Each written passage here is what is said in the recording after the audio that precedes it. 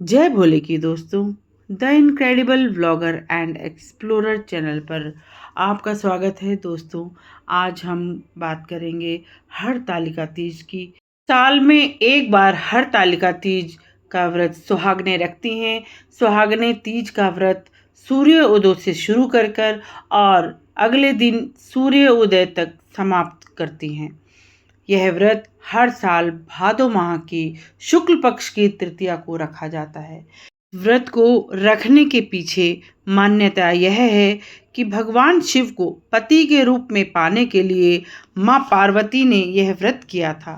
हरतालिका तीज का व्रत सुहागिनों के साथ साथ कंवारी कन्याएं भी रखती हैं। पत्नियां अपने पति की लंबी आयु के लिए और कंवारी कन्याएं सुंदर वर पाने के लिए इस व्रत का पालन करती हैं।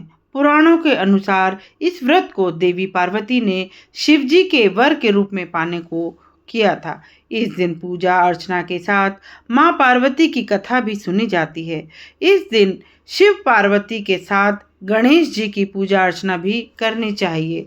मान्यताओं के अनुसार सुहागिन महिलाएं तीज के दिन 16 श्रृंगार कर भगवान शिव और माता पार्वती की विधिवत पूजा अर्चना करें। दोस्तों, अब मैं आपको इसकी पूजा विधि बताऊंगी। पूजा विधि किस प्रकार है, पूजा किस प्रकार करनी चाहिए, उसका मैं आपको पूरा वर्णन करूंगी। उससे पहले यदि आपने मेरे चैनल को अभी तक सब्सक्राइब नहीं किया है तो आप मेरे चैनल को सब्सक्राइब करें, लाइक करें, शेयर करें और बेल आइकन ज़रूर दबाएं ताकि आप मेरे जो भी वीडियो आए उनको आप सबसे पहले पाएँ और उनके बारे में जानकारी आपको सबसे पहले मिले।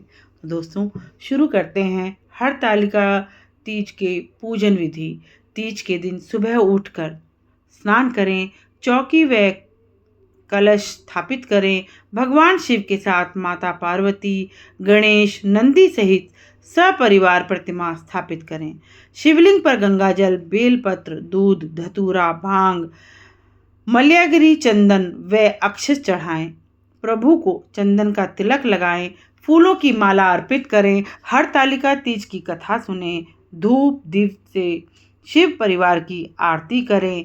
पूजा को संपन्न करने की इच्छा अनुसार भोग लगाएं।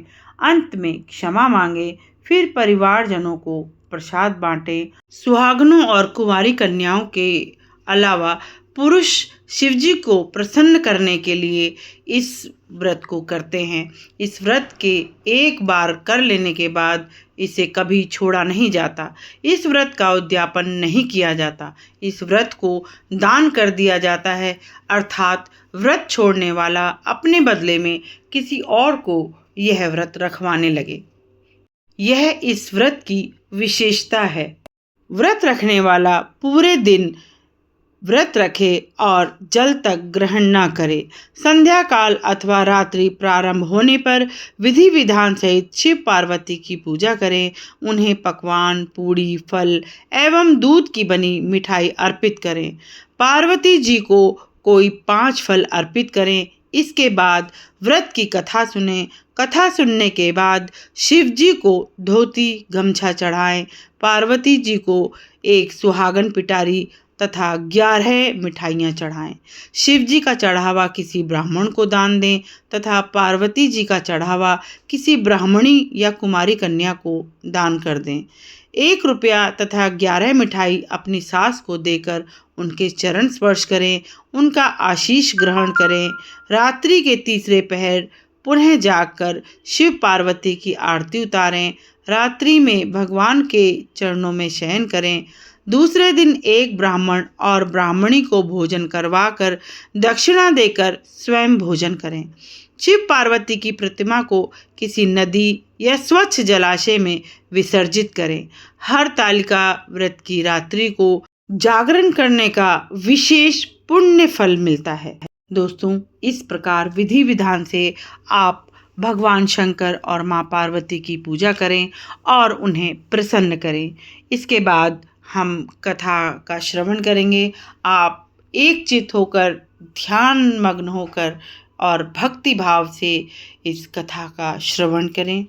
एक बार भगवान शिव ने पार्वती जी को उनके पूर्व जन्म का स्मरण कराने के उद्देश्य से इस व्रत के महात्म्य की कथा कही। श्री भोले शंकर जी बोले, हे गौरी, पर्वतराज हिमालय पर स्थित गंगा के तट पर तुमने अपनी बाल्यावस्था में 12 वर्षों तक एक अधोमुखी होकर घोर तप किया था। इतनी अवधि तुमने अन्न न खाकर पेड़ों के सूखे पत्ते चबाकर व्यतीत किए। माँ की विकराल शीतलता में तुमने निरंतर जल में प्रवेश करके तप किया। बैसाख की जला देने वाली गर्मी में तुमने पंचाग्नि से शरीर को तपाया। श्रावण की मूसलाधार वर्षा में खुले आसमान के नीचे बिना अन्न जल ग्रहण किए समय व्यतीत किया। तुम्हारे पिता तुम्हारी कष्ट साध्या तपस्या को देखकर बड़े दुखी होते थे। उन्हें बड़ा क्लेश होता था। तब एक दिन तुम्हारी तपस्या तथा पिता के क्लेश को देखकर नारद जी तुम्हारे घर पधारे। तुम्हारे पिता ने हृदय से अतिथि सत्कार करके उनके आने का कारण पूछा। नारद जी ने कहा, गिरिराज, मैं भगवान विष्णु के भेजने पर यहाँ उपस्थित हुआ हूँ। आपकी कन्या ने कठोर तप किया है। इससे प्रसन्न होकर वे आपकी पुत्री से विवाह करना चाहते हैं। इस संदर्भ में आपकी क्या राय है, यह मैं जानना चाहता हूँ।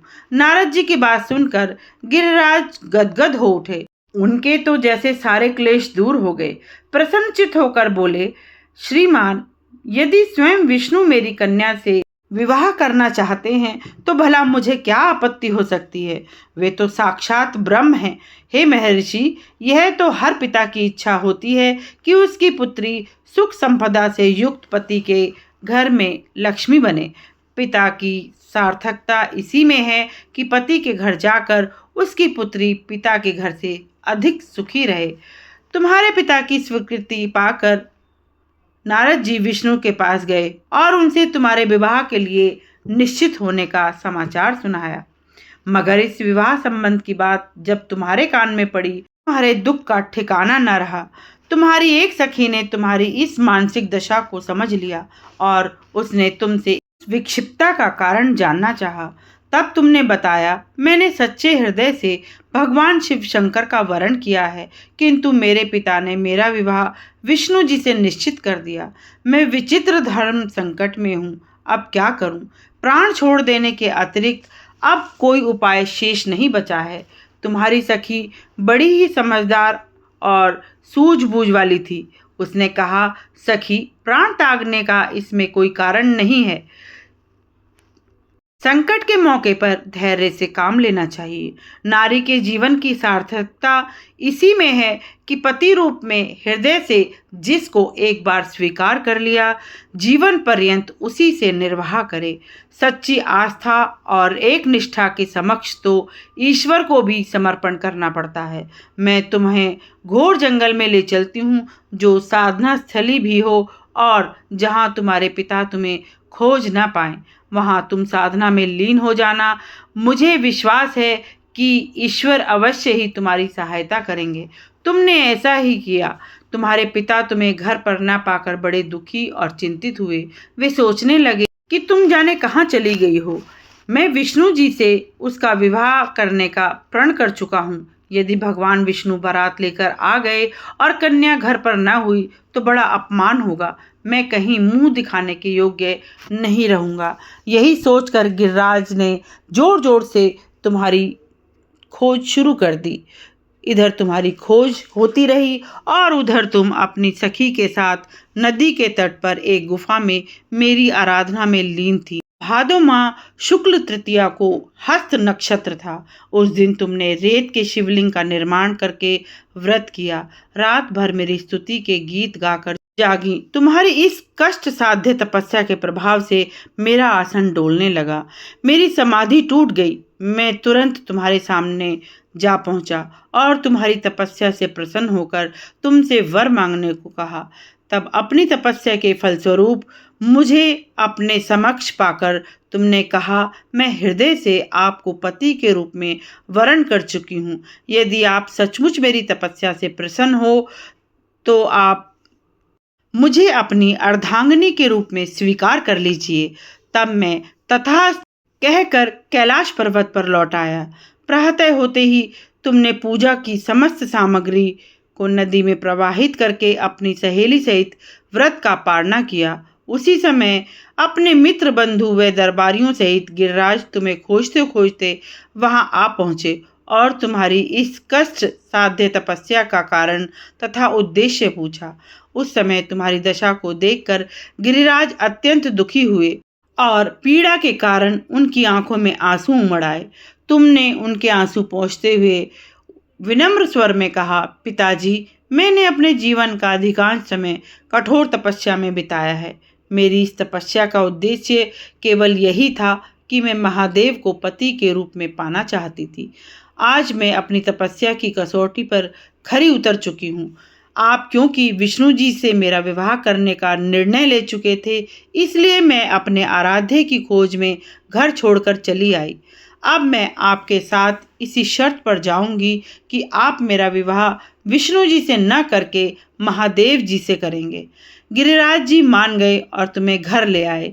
कुछ समय पश्चात शास्त्रोक्त विधि विधान पूर्वक उन्होंने हम दोनों को विवाह सूत्र में बांध दिया। हे पार्वती, भादो मास की शुक्ल तृतीया को तुमने मेरी आराधना करके जो व्रत किया था, उसी के फलस्वरूप मेरा तुमसे विवाह हो सका। इसका महत्व यह है कि मैं इस व्रत को करने वाली कुंवारी कन्याओं को मन वांछित फल देता हूँ। इसलिए सौभाग्य की इच्छा करने वाली प्रत्येक युवती को यह व्रत पूरी एकनिष्ठ तथा आस्था से करना चाहिए। व्रत में केले के खंभों से मंडप बनाकर उसे वंदनवारों से सुशोभित करें। उसमें विविध रंगों के उत्तम रेशमी वस्त्र की चांदनी ऊपर तान दें। चंदन आदि सुगंधित द्रव्यों का लेप करके महिलाएं एकत्रित हों। शंख, भेरी, मृदंग आदि बजाएं। विधि पूर्वक मंगलाचार करके श्री गौरी शंकर की बालू निर्मित प्रतिमा स्थापित करें।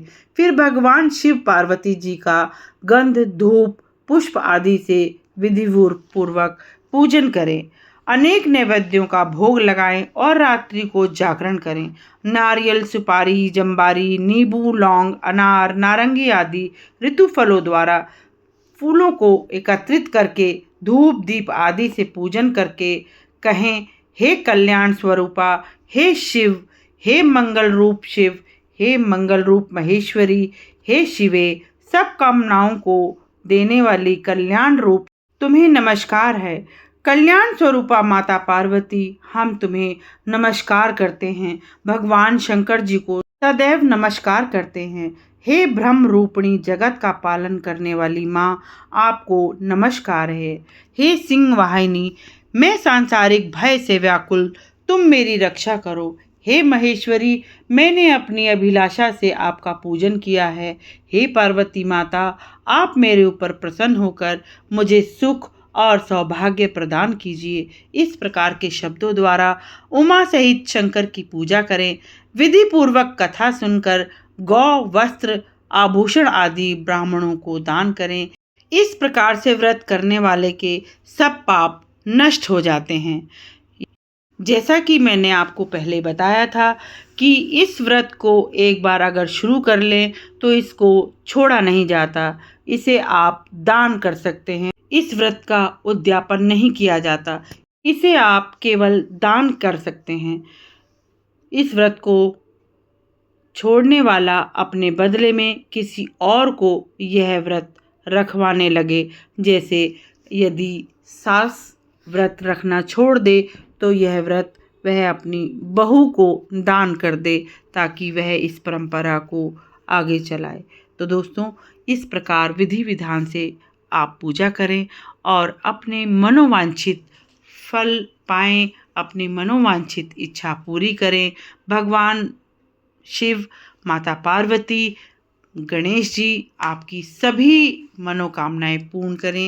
आप मेरे साथ ओम नमः शिवाय का 3 बार जाप करें। उससे पहले मैं फिर से आपको कहती हूँ कि यदि आपने मेरे चैनल को अभी तक सब्सक्राइब नहीं किया है तो आप मेरे चैनल को सब्सक्राइब करें, क्योंकि इस तरह की व्रत और कथाओं के बारे में मैं अपने चैनल पर वर्णन करती रहती हूँ और इस तरह की व्रत कथाओं के बारे में जानकारी देती रहती हूँ।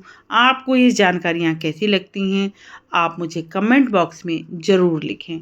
और जिनको इस तरह की जानकारियाँ चाहिए उनको ये वीडियो आप ज़रूर शेयर करें। तो दोस्तों, आप ओम नमः शिवाय का जाप करें और अंत में ओम का उच्चारण करें। ओम नमः शिवाय, ओम नमः शिवाय, ओम नमः शिवाय। दोस्तों, एक बार ओम का उच्चारण करेंगे। ओम का उच्चारण करते समय आप अपनी रीढ़ की हड्डी को एकदम सीधा रखें। ओम अपने आप में एक संपूर्ण मंत्र है, तो लंबी और गहरी सांस लेते हुए ओम का उच्चारण करेंगे।